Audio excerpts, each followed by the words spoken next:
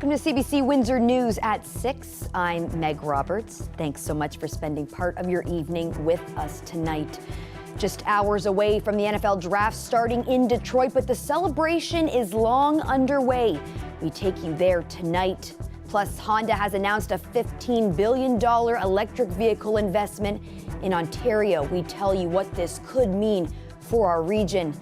And the health unit is trying to get more people comfortable with using naloxone as the number of overdoses in our community continues to rise. Thousands of people have made their way to downtown Detroit for the biggest event the city has ever hosted. In just hours, the NFL draft will start, but the festivities on both sides of the border have already begun, and there's hopes the giant party leaves an impact on those visiting. The CBC's Chris Ensing caught up in the excitement today. Where are you going today? NFL draft. It starts with a tunnel bus trip, people lined up. Destination, Detroit, for the NFL draft. It's great. It's been a long time coming. We've been waiting for it, and as you can see, everybody's in line waiting to go. Some picking hotels in Windsor for the price. Where are you from? Jamestown, North Dakota. You guys are staying in Windsor. What was it like trying to get a hotel? Easy, because, Detroit's $900, $1,200 or whatever, so it was a pretty easy decision to stick in Windsor. The key to the tunnel bus is a reservation this week. It helps avoid the traffic jams with downtown streets closed off so that fans get the full experience. And they're seeing something new. Business owners say this is the event they've been waiting for. We've been here for about 8 years. We're Terrace Cafe and Deli. Those years haven't been easy. It was like a God's blessing because we just didn't know, with COVID and everything we've been through, we were just like trying to get everything, and this was just the best thing that can happen. She says that Detroit is ready once again for the world stage and is excited to show off. We've just been seeing so much better things and more companies and bigger companies opening up and wanting to be in Detroit, and that's huge for us. On an early access tour, Detroit's mayor takes in the space before the crowds arrive, excited for what's next. Mayor, we're standing here in Detroit. The NFL draft is here, a huge event. How does this feel? Yeah, it's very exciting. We're going to get a chance to reintroduce ourselves to America over the next 3 days. What was it you believe that helped spur this type of success to bring these events here? Oh, well, it's everybody working together. You got a mayor and a city council working together. You got Dan Gilbert, Chris Illich, and a lot of the corporate community working together. You got community activists working together. And this has been a unified approach. Fans can expect a busy atmosphere with some playful attitudes towards opposing teams' fans, but it's big what's going on. Take a look at the crowd right now. It's loud, it's busy, and we're still hours away from this thing actually starting. Fans can take photos, they can test out their skills to see if they have what it takes to have their name called, and that includes running the 40-yard dash in downtown Detroit or meeting a new brand ambassador. We're Lions season ticket holders. I grew up in downtown Detroit, and we're from Windsor. We both live in Windsor, so we've been Lions season ticket holders for about 6 to 7 years now, so we had to come and see the draft. The stage is set for the draft starting at 8 tonight. That's when they're expected to make the first pick. And people here say as much as it's about this experience, it's about leaving an impression. Having it in Detroit is awesome. It's great to be able to show what Detroit has to offer. A lot of people don't know what we have here, and we have a whole lot. So come on down to Detroit and go Lions. With the bright lights hitting Detroit, there's hope that it inspires change for Windsor as well, especially with its plans for downtown revitalization. And speaking of hope, here's something that Lions fans may one day be able to see in the downtown core as part of a parade instead of a draft. Chris Ensing, CBC News, Detroit. Japanese automaker Honda has announced a multi-billion-dollar electric vehicle investment in Ontario. It will build new manufacturing plants in the province. The company making that announcement in Alliston today. The CBC's Ithel Musa reports. It's being touted as the largest auto investment in Canada's history. This is absolutely historic. Japanese automaker Honda is investing $15 billion to build 4 new electric vehicle manufacturing plants in Ontario. The deal includes establishing Honda's first electric vehicle assembly plant, as well as a new standalone EV battery plant at Honda's facility in Alliston, Ontario. These investments will create well over 1,000 well-paying manufacturing jobs. The federal government and province are each contributing about $2.5 billion in investment tax credits and through various direct and indirect incentives. Canada is planning for zero emissions by 2035. So a lot of these movements need to be done. The demand will catch up eventually, but in the meantime, you have to make the investment. This employment director in Alliston says Honda's investment will also have a positive, lasting impact on the wider community. It's the spin-off jobs. So there's a lot of parts manufacturers that will now support that facility.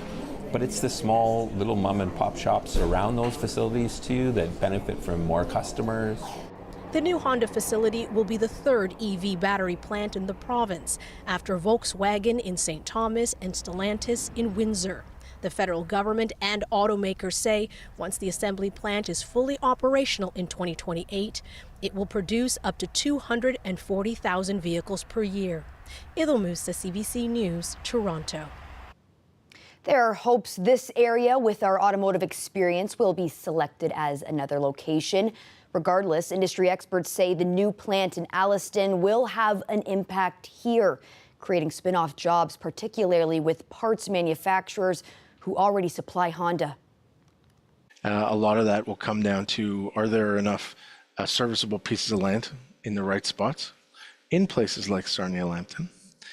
And a pool of employees, 2,000, 3,000, 4,000 employees that aren't currently tied up with somebody else. It's a challenge, but it's less of a challenge in southwestern Ontario than it is in any of the U.S. states that we compete against. And when you talk about $15 billion investment, this is signaling to the world that Honda wants to choose Canada for the foreseeable future, which is great from Canada because it puts them in a global lens now of saying, hey, if we want North America penetration and we're not there yet, maybe we don't have to look at a U.S. state anymore. The Canadian building trades unions have written a letter to Prime Minister Trudeau saying Canadians are capable of handling jobs currently occupied by temporary foreign workers at the Nexstar battery plant here in Windsor.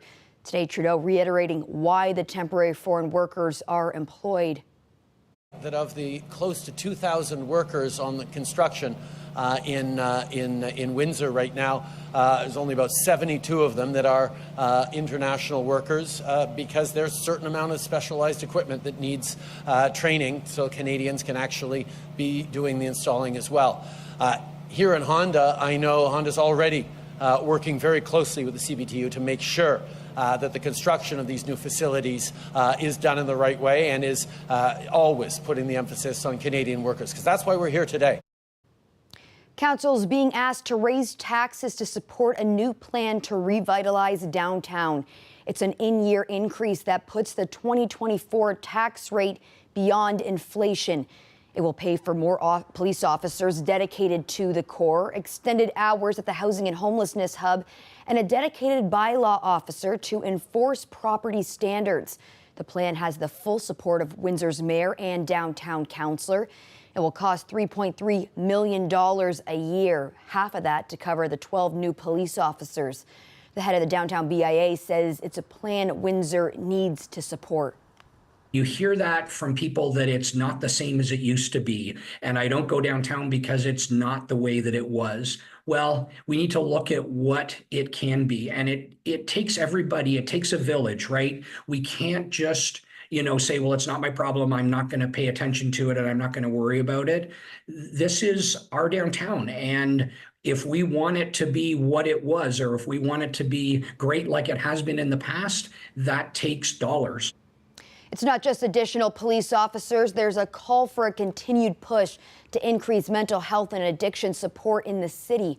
Hotel Dieu Grace Healthcare says they're fully behind the plan. Health leaders met this week to discuss next steps in bringing a 24/7 low-barrier transitional facility downtown. The center would connect people experiencing a mental health crisis with tailored supports. Hotel Du CEO says they're also reviewing successful Windsor-made programs like their mobile health teams to make sure they're effective. I think where the disconnect is, from my opinion, my perspective, we haven't evolved the programs and services along with what's happened in the community with patients and with the needs of patients. So it's really connecting the two. And I can tell you firsthand that there is tremendous desire by all the leaders of the organizations I deal with to work together and do just that.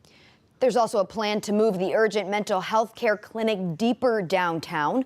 Mara says it will move to the old Sutherland building by June. He says there's more announcements to come on what's next for health care in the core. It's the first session of its kind ran by the Windsor-Essex County Health Unit. Naloxone and drug test strip training for members of the public. Now, it's one of 4 sessions they have planned over the course of this year. The others will be geared towards businesses and the construction industry. Last night's event was completely full. So today we're hosting a community opioid overdose event, and we're providing training to community members on administering naloxone. We've decided that this is a priority because we've been seeing an increase in opioid overdoses really over the years. So this is really important to look at different strategies in preventing overdoses, specifically harm reduction strategies are what we're looking at this evening. Why did you decide to come out tonight? I decided to come out because being a mother of a daughter that was taken by fentanyl, and I remember her first overdose, and I had no clue how to use Narcan, and I remember calling 911 and looking down on the couch, and the naloxone was there. And I used it. I just stuck it in her nose. I had no clue how to do it, but it worked. What scares me the most is the children today that have to be raised with no parents because they decided to take a drug. You're going to push, put the nozzle in the nose just to your fingertips, touch the bottom of the nose. Opiate overdoses have been a great concern in my life, and I've obviously decided to help in those situations. I have revived a couple people in Toronto from having an opioid overdose. Everyone should be able to know the signs and symptoms of an opioid overdose, and also know the different types of substances that can get consumed inside certain people, and know that there are people out there in this world that do care for you. You'll be able to drive faster on another stretch of Highway 401 in southwestern Ontario. The 110-kilometer-an-hour zone from Windsor to Tilbury is getting extended by 7 kilometers. The area is one of 10 sections on 400 series highways that will see speed limits go up by 10 kilometers an hour. Highway 403 from Woodstock to Brantford is also on the list. Ontario's transportation minister says these highways were built to handle the increased speed, and the change will make life more convenient for drivers.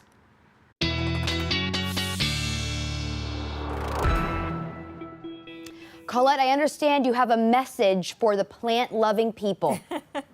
I do, that we want to make sure they survive the night. Of course, of course. Yeah, that's exactly it. So, you know, not a lot we can do about the fruit trees, which are, the buds are out and that kind of thing. But if, you know, you've picked up some plants and haven't put them in the garden yet, those can be protected, or any of the plants that you got out there protected last night, you want to do it again tonight.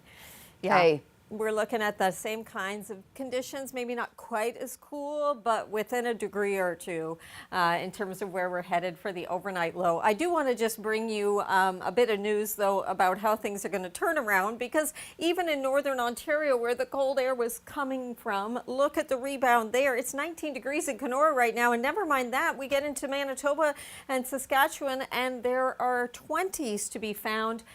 Yeah, that is the kind of turnaround we will be experiencing, as well as those temperatures will be on the rise as soon as tomorrow. But in the meantime, for tonight, we do have the frost advisory. So protect that vegetation if you can. Later on this evening, give it a few hours yet, we'll see that temperature coming down 7 degrees. Sunset at 8:25, so that'll be just kind of after sunset as we approach about 9 o'clock. And then we get into Well, clear skies tonight. That's part of the reason we've got the cool reading down to 1, but not as cool as last night when that temperature was to -2. And by the way, Leamington, Harrow, Chatham, Kent, it was -3 last night. Tomorrow morning with the sunshine back, we rebound pretty quickly. Lighter winds through the overnight hours don't help the situation. That actually helps the chance of the frost developing. Overnight temperatures, another look at this. Leamington, I do think you're actually going to slip a little bit from there, but still the winds a little bit different direction, although they'll be light. That might help keep things in. 11 degrees, we're still holding at double digits for now. You can see those winds coming in, mostly a northerly flow, Sarnia and Windsor, but that'll be turning around as this next system is approaching. So we'll get on the back side of this ridge of high pressure, giving us the clear skies. A lot of active weather there, especially in eastern Kansas. I was earlier texting with my dad, who's in Topeka there, saying not only do you have active weather tonight, watch out tomorrow, tornadic risk there as well. So all of this is coming our way. It's not here for tomorrow. It's not till we get to Friday night into Saturday. Rain develops at times. There could be pockets where it's a bit heavier, some embedded thunderstorms along that warm front, but that warm front is going to do a lot to bring the temperatures up. So we'll hit high teens for tomorrow. And I tell you what, as we get into the weekend, yes, we'll have to contend with some wet weather here and there. But not only will the temperatures go into the 20s, the humidity, Meg, is going to be going up as well. We'll be talking humidex values. Well, that's not good for my hair, Colette. No, mine either. Well, thanks so much for that. What are you going to do? Nothing. Gorgeous look out of the tower camera tonight. We have more local news coming up. Stay tuned.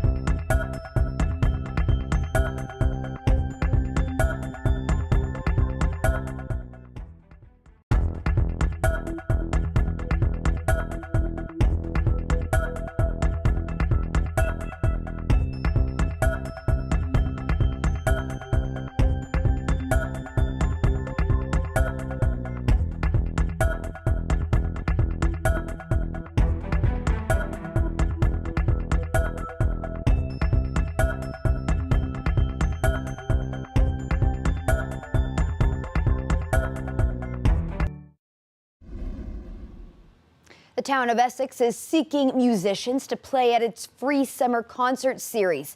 But now the municipality is drawing criticism for not offering to pay the artists. CBC's Dawson Chen has more. An unpaid opportunity for new and emerging artists. That's how the town of Essex describes its Tune Up the Parks free concert series. The schedule is set to begin in July with 18 show dates at Colchester Park and Essex Centre. An online form for performer applicants compares the gig to an open mic night, with only tipping from the audience as compensation. That doesn't sit well with members of Windsor's performing arts community.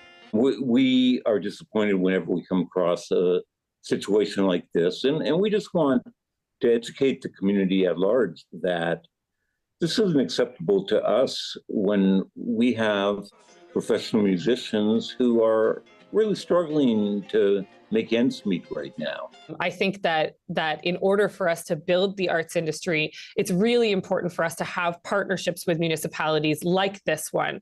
Governments and public organizations need to come out and say, this does have value, this work is work, arts work is work and deserves to be compensated fairly. Performing arts is a skilled trade, not unlike carpenters or mechanics. There are years spent honing your craft even before you turn professional. There's thousands of dollars of equipment that usually are required. No one's asking for an outrageous sum, but it's worth something because our time is valuable. Mayor Ted has started an online petition urging the town of Essex to compensate performers fairly. The municipality has declined to comment. The concert series has been happening annually since 2016. Robbie Servey of local rock band Hutch points out that the city of Windsor is paying his band to play the NFL Draft Day festivities downtown this Saturday night. In my opinion, new or veteran, you got to put a price and a value on what you're doing. Don't sell yourself short. You have something to offer. That's why the town of Essex is asking you. Dawson Chen, CBC News, Windsor. Tributes from across the country are pouring in for one of Canada's most influential sport announcers. More on Bob Cole's life coming up.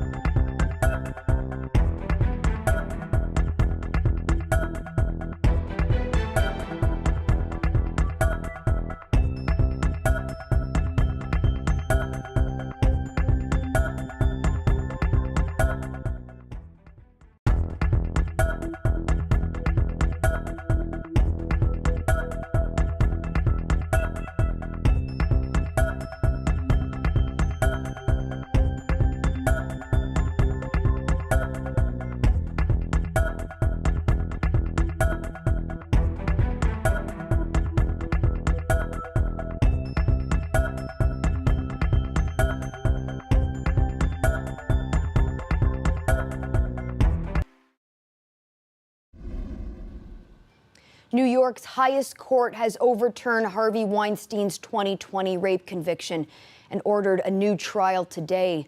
The court ruled that the judge at the disgraced movie mogul's landmark Me Too trial prejudiced him with improper rulings. That included allowing testimony based on allegations that were not part of the case. The 72-year-old Weinstein is serving a 23-year sentence in New York. He remains in prison because of a 2022 conviction in a Los Angeles rape case that resulted in a 16-year prison term. Weinstein's lawyer called the reversal a tremendous victory. A dissenting judge called it part of a disturbing trend of jury verdicts in sexual violence cases being overturned. Legendary hockey broadcaster Bob Cole has died at the age of 90. Cole was the Hockey Night in Canada play-by-play voice for countless NHL games for 50 years. He called his last game a Toronto-Montreal matchup just 5 years ago. Peter Cowan has this look back at Cole's remarkable career. Henderson going and he scores! Bob Cole was there for all the big moments, the wins, the losses, bringing his excitement for hockey and his catchphrases, like during the 1991 Stanley Cup Final.